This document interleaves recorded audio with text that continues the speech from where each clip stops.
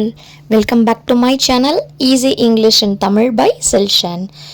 இன்னைக்கு நம்ம The Portrait of a Lady அப்படிங்கிற லெசன் வந்து குஷ்வந்த் சிங் எழுதியிருக்காரு. கிளாஸ் 11ல ஃபர்ஸ்ட் லெசன். அதில் பார்த்துடலாம். இதில் வந்து அவர் கிராண்ட் மதருக்கும் அவருக்கும் ஒரு என்ன அழகான ஒரு கனெக்ஷன் இருந்தது அப்படிங்கிறத எக்ஸ்பிளைன் பண்ணியிருக்காரு.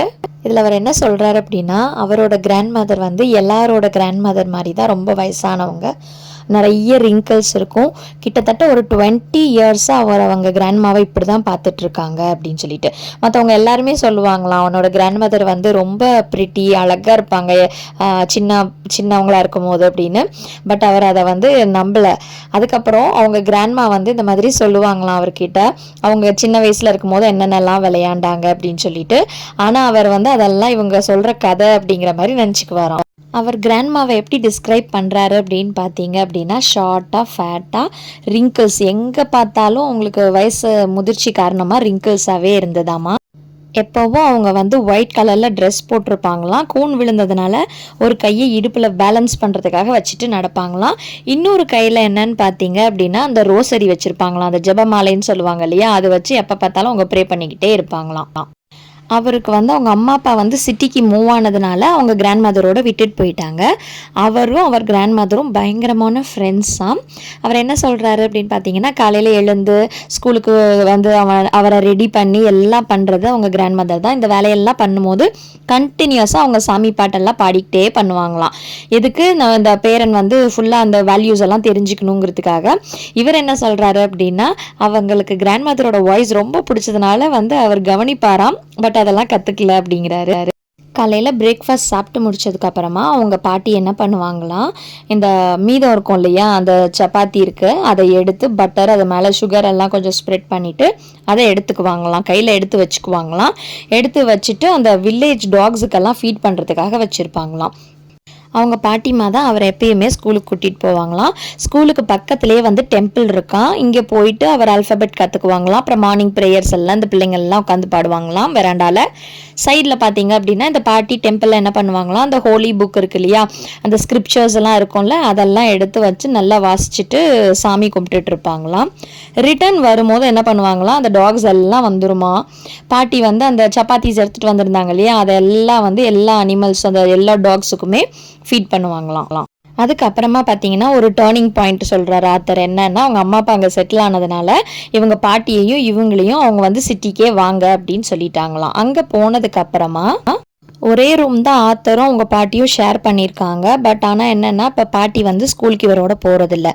அவங்க வந்து இவர் வந்து இந்த இங்கிலீஷ் மீடியம் ஸ்கூல்ஸ் இருக்குது இல்லையா, வெஸ்டர்ன் கல்ச்சர் ஃபாலோ பண்ணுறது, அதுக்கு ஸ்கூல் பஸ்ஸில் போவார்.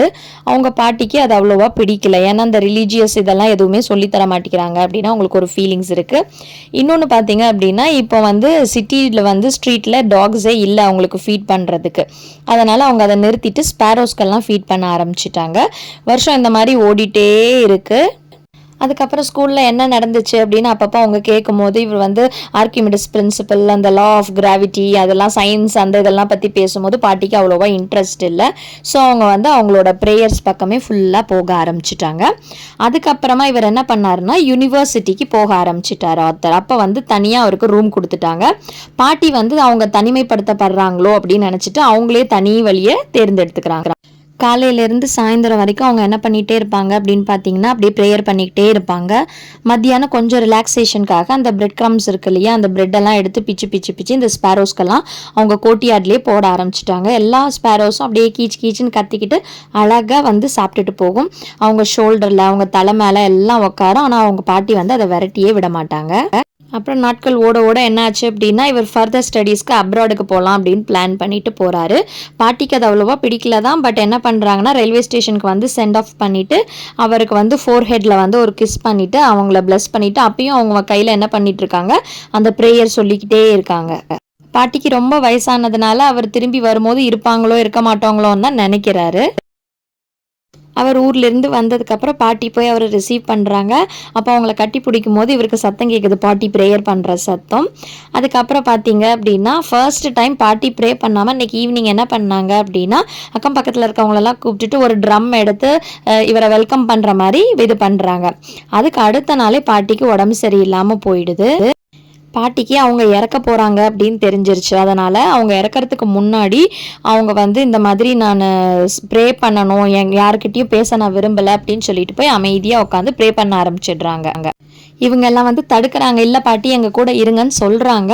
பட் அவங்க அதெல்லாம் கேட்காம போய் பண்ண ஆரம்பிச்சிட்டாங்க. அமைதியாக பெட்டில் படுத்துக்கிட்டு அந்த ரோசரி இது பண்ணிக்கிட்டே இருக்காங்க. சடனாக அவங்களோட லிப்ஸ் வந்து அந்த ப்ரே சொல்கிறத ஸ்டாப் பண்ணிடுச்சு. உடனே அவங்க இறந்துட்டாங்க அப்படின்னு இவங்க எல்லாருக்குமே தெரிஞ்சிருச்சு. அதுக்கப்புறமா இவங்க பெட்லேருந்து பாட்டிமாவை எடுத்து கீழே தரையில் வச்சிட்றாங்க. அது அவங்களோட கஸ்டம்ஸு. அந்த மாதிரி வச்சிட்டு இருக்கும் போது பார்த்தீங்க அப்படின்னா அந்த பேர்ட்ஸ் இருக்குல்ல, ஸ்பேரோஸ் எல்லாமே வந்துருச்சு. பட் அதுங்க ஒன்று கூட அந்த அந்த செர்பிங் சவுண்டே இல்லை, அமைதியாக இருக்குதுங்க எல்லாமே. ஸ்பேரோஸ் எல்லாம் வந்திருக்கே அப்படின்னு சொல்லிட்டு ஆத்தரோட அம்மா என்ன பண்ணுறாங்க, அந்த பிரெட் க்ரம்ஸை உடச்சி பாட்டி எப்படி வீசுவாங்களோ அதே மாதிரி வீசினாங்க. பட் ஒரு ஸ்பேரோ கூட அதை கண்டுக்கவே இல்லை, அமைதியாக இருந்தது.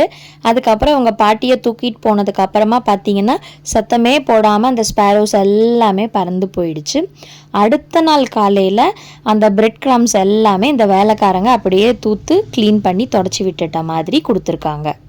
இந்த ஸ்டோரி வந்து எதை கேப்சர் பண்ணுது அப்படின்னு பார்த்தீங்க அப்படின்னா, இந்த ஃபேமிலியல் பாண்ட்ஸ்குள்ளே இருக்க ரிலேஷன்ஷிப்பு, அதுக்கப்புறம் இப்போ மாடர்னைசேஷனுங்கிற பேரில் வந்து நம்ம எப்படி நம்மளோட ட்ரெடிஷ்னல் வேல்யூஸ் எல்லாம் மறந்துருக்கோம். அதுக்கப்புறம் காமனான திங் வந்து யூனிவர்சல் எக்ஸ்பீரியன்ஸ், வயசானால் எப்படி இறக்குறாங்க அந்த இதெல்லாமே அவர் டீட்டெயிலாக பண்ணியிருக்காரு.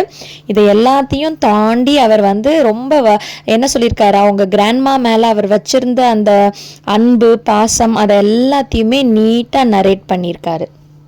நெக்ஸ்ட் வீடியோவில் இதோட தீமும் அதுக்கப்புறம் கேரக்டர்ஸ் எல்லாமே அனலைஸ் பண்ணிடலாம். இந்த வீடியோ உங்களுக்கு பிடிச்சிருந்ததுன்னா லைக் பண்ணுங்கள். யாராவது கிளாஸ் 11 படிச்சுட்டு இருந்தாங்க அப்படின்னா அவங்களுக்கு ஷேர் பண்ணுங்கள். Keep supporting me. பை.